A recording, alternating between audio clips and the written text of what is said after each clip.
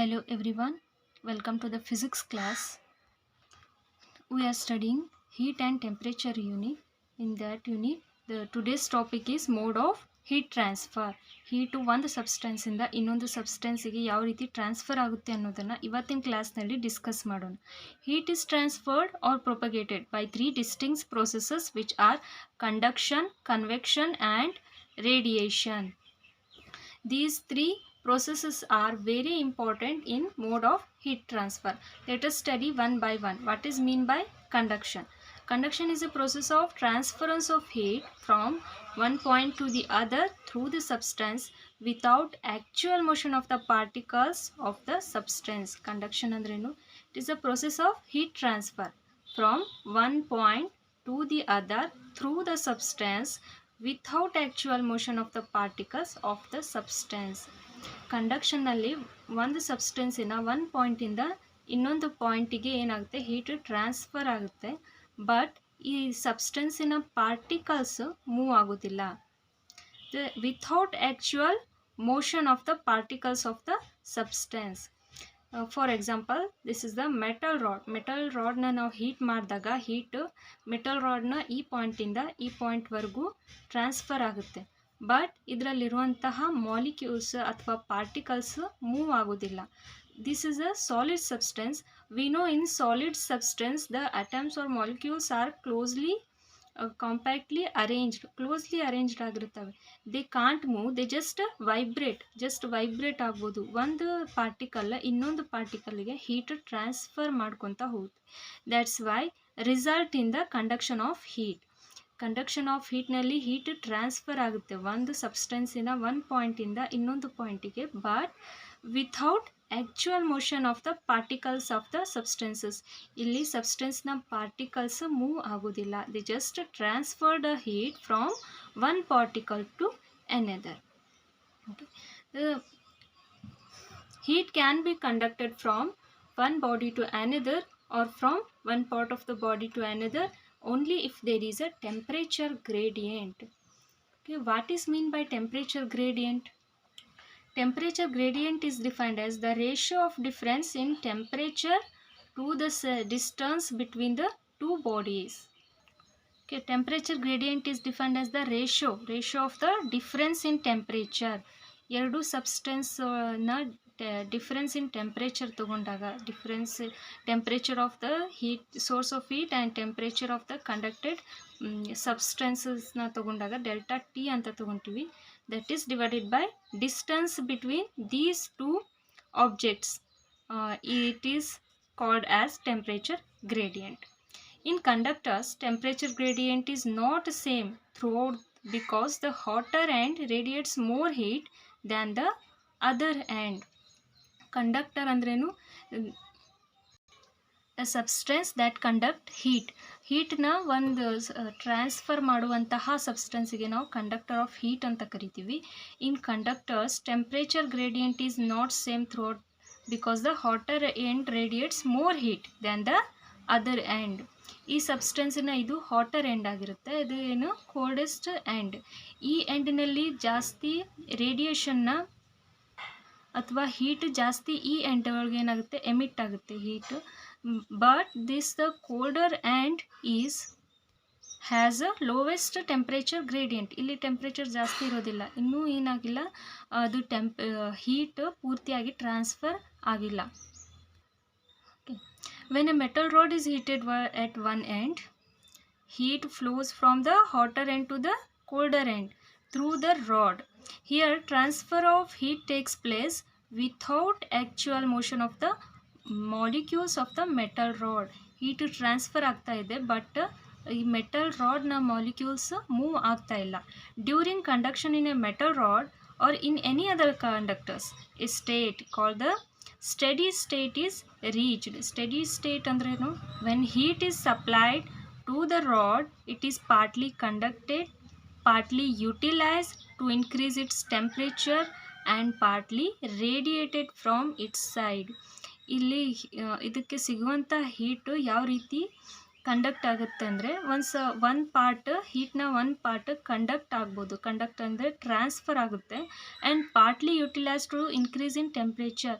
ಅದ್ರಾಗ ಒಂದು ಪಾಯಿಂಟ್ ಟೆಂಪ್ರೇಚರ್ನ ಇನ್ಕ್ರೀಸ್ ಮಾಡೋದಕ್ಕೆ ಯೂಸ್ ಆಗ್ಬೋದು. And partly radiated from its ಸೈಡ್ಸಿಂದ ರೇಡಿಯೇಟ್ ಆಗುತ್ತೆ. ರೇಡಿಯೇಟ್ ಅಂದ್ರೇನು ಎಮಿಟ್ ಆಗೋದು. ಇಲ್ಲಿ ನೋಡ್ರಿ, ಇಲ್ಲಿ ಇನ್ನೂ ಹೀಟ್ ಟ್ರಾನ್ಸ್ಫರ್ ಫುಲ್ ಕಂಪ್ಲೀಟ್ ಆಗಿಲ್ಲ. ಬಟ್ ಇನ್ ಸ್ಟಡಿ ಸ್ಟೇಟ್ ಏನಾಗುತ್ತೆ, ಎಲ್ಲ ಕಾನ್ಸ್ಟಂಟ್ ಇರುತ್ತೆ temperature. Partly heat partly conducted, partly utilized to increase its temperature and partly radiates from its ends. ಈ ಎಂಡ್ಸಿಂದ ಹೀಟ್ ರೇಡಿಯೇಟ್ ಆದಾಗ ಏನಾಗುತ್ತೆ, ಹ್ಯಾಂಡ್ ಬರ್ನ್ ಆಗುತ್ತೆ. If heating is continued, the state is reached when all heat given to it's radiated from it and the temperature of the rod remains constant. ಇದನ್ನು ನಾವು continuously heat ಮಾಡಿದಾಗ ಏನಾಗುತ್ತೆ, constant ಟೆಂಪ್ರೇಚರ್ಗೆ ಅದು reach ಆಗುತ್ತೆ, study state. ಅದಕ್ಕಿಂತ ಜಾಸ್ತಿ ಏನಾಗಲ್ಲ, ಇದು ಹಾಟ್ ಆಗೋದಿಲ್ಲ. That is the steady state ಅಂದ್ರೇನು, last temperature, last possible temperature ಇದು. ಇಲ್ಲಿಂದ ಏನಾಗುತ್ತೆ, ಇದು ಎಲ್ಲ ಎಂಡಿಂದ ಹೀಟ್ ರೇಡಿಯೇಟ್ ಆಗೋಕ್ಕೆ ಸ್ಟಾರ್ಟ್ ಆಗುತ್ತೆ. That is called the steady state. The temperature gradient between any two points of the rod is constant. Temperature ಈ ಎಂಡಿಗೂ ಮತ್ತು ಈ ಎಂಡಿಗೂ ಏನೂ ಡಿಫ್ರೆನ್ಸ್ ಇರೋದಿಲ್ಲ ಟೆಂಪ್ರೇಚರ್ಗೆ ಸ್ಟಡಿ ಸ್ಟೇಟಲ್ಲಿ. ಇದು ಸ್ಟಡಿ ಸ್ಟೇಟ್ ಅಲ್ಲ, ಇದು ಸ್ಟಾರ್ಟಿಂಗ್ ಪಾಯಿಂಟ್ನಲ್ಲಿ this is the hotter end and this is the colder end. But in steady state, the two ends are having same temperature. What is conduction? Conduction is a process of transference of heat from one point to the other through the substance without actual motion of the particles of the substance. That is called the conduction of heat. Let us study the laws of conduction. Conduction laws na nodona. There are 4 laws of thermal conduction. What is the statement? In a body, the heat conducted Q from one phase to another is. ಒಂದು ವಸ್ತುವಿನ ಒಂದು ಪಾಯಿಂಟಿಂದ ಇನ್ನೊಂದು ಪಾಯಿಂಟಿಗೆ heat conduct ಆದಾಗ ಏನಾಗುತ್ತೆ, first law ಏನು ಹೇಳುತ್ತೆ, it is directly proportional to the area of the surface. What is directly proportional to the area of the surface? Q. The heat conducted Q is directly proportional to the area of the surface. ಒಂದು metal ರಾಡ್ನ ಈ ಸರ್ಫೇಸಿಂದ ಈ ಸರ್ಫೇಸಿಗೆ heat transfer ಆದರೆ ಇದು heat transfer ಈ ಏರಿಯಾಕ್ಕೆ directly proportional ಇರುತ್ತೆ. That means if heat conducted heat is increases, if area is increases, conducted heat also increases. ಜಾಸ್ತಿ ಏರಿಯಾ ಇದ್ದರೆ ಜಾಸ್ತಿ ಹೀಟ್ ಕಂಡಕ್ಟ್ ಆಗುತ್ತೆ, ಕಡಿಮೆ ಏರಿಯಾ ಇದ್ದರೆ ಕಡಿಮೆ ಹೀಟ್ ಕಂಡಕ್ಟ್ ಆಗುತ್ತೆ. What is second law?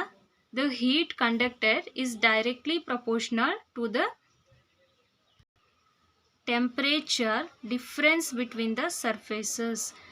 The Q is directly proportional to change in temperature. Change in temperature ಅಂದ್ರೇನು, ಒಂದು ಮೆಟಲ್ ರಾಡಿನ ನಾವು ಎಕ್ಸಾಂಪಲ್ ತೊಗೊಂಡ್ರೆ ಒಂದು ಎಂಡಿಗೆ ಎಷ್ಟು ಟೆಂಪ್ರೇಚರ್ ಇರುತ್ತೆ, ಇನ್ನೊಂದು ಎಂಡಿಗೆ ಎಷ್ಟು ಟೆಂಪ್ರೇಚರ್ ಇರುತ್ತೆ, ಅದನ್ನು ಡಿಫ್ರೆನ್ಸ್ ತೆಗೆದಾಗ ಅದು ಹೀಟ್ ಕಂಡಕ್ಟೆಡ್ಗೆ ಪ್ರಪೋರ್ಷನಲ್ ಆಗಿರುತ್ತೆ, directly proportional.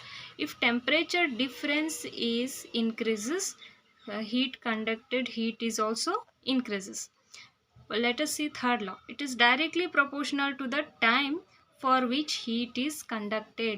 Q is directly proportional to T.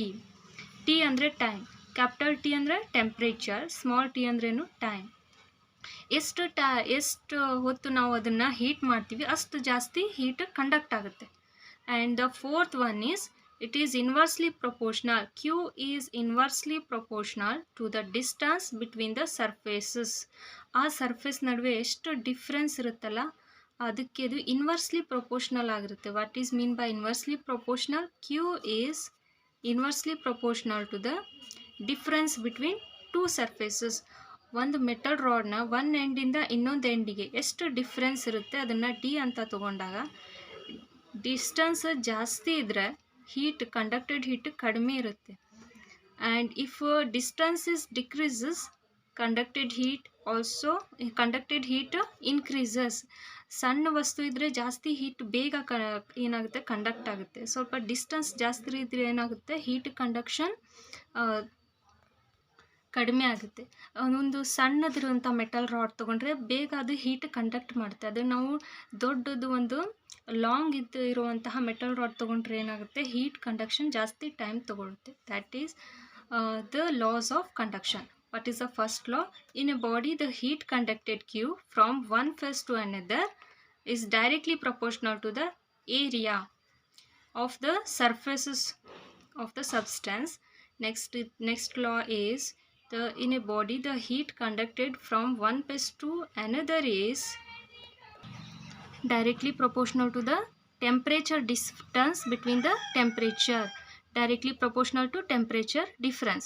And third law state that in a body the heat conducted Q from one phase to another is directly proportional to the time for which heat is conducted.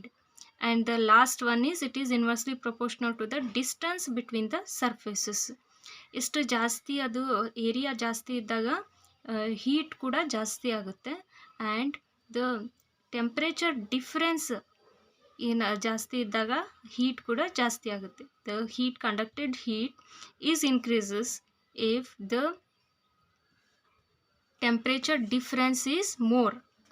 And the third one is directly proportional to the time for which heat is conducted. ಜಾಸ್ತಿ time ನಾವು heat ಮಾಡಿದರೆ ಜಾಸ್ತಿ heat conduct ಆಗುತ್ತೆ. ಕಡಿಮೆ time heat ಮಾಡಿದ್ರೆ conducted heat also less. And the fourth one is inversely proportional. If the distance between the two surfaces is more, the heat conduction of heat is less. If the difference between the two surfaces less, the conducted heat is more. That are inversely proportional.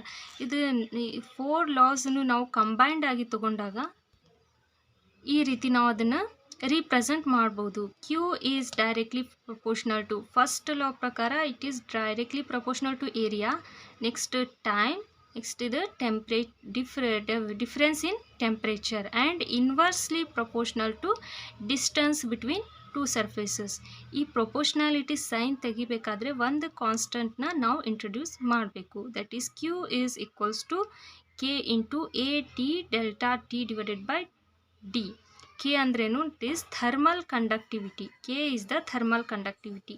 Thermal conductivity ಅಂದ್ರೇನು ಅನ್ನೋದ್ರ ಬಗ್ಗೆ next ಕ್ಲಾಸಲ್ಲಿ ನಾವು study ಮಾಡೋಣ. The Q is equals to K into AT into delta T divided by T. What is A? Area of the surface of the conductor, and T is the time for which the heat is conducted, and delta T is the difference in the temperature of two surfaces of the substance, and D is the distance between the surfaces of the substance.